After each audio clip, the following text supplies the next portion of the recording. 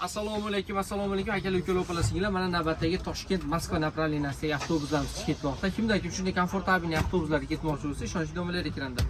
Katta yo'llarga chiqishga eng avvalambor qizil pasportimizni olib olishimiz kerak. Bundan tashqari opajon borishingiz maylimi?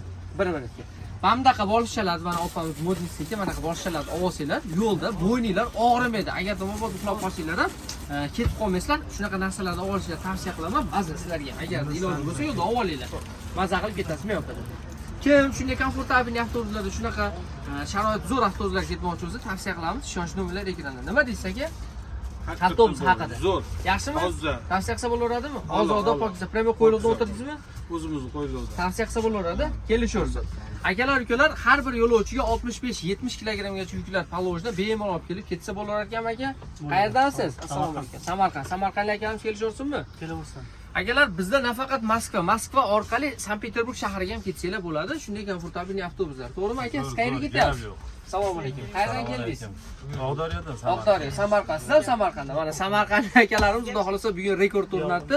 Kelmoqchi bo'lgan akalarimiz ishonchli nomerlar ekranda bemalol kelib o'z joylarni band qilib, через WhatsApp orqali pasport tashlab, kelib to'lovlarni avtokassalarga amalga oshirib, keyin ketsangiz bo'ladi. Gap yo'q, bunday deb o'ylamagan. Mana yo'l o'tib chiqmoq. Hammaga rahmat.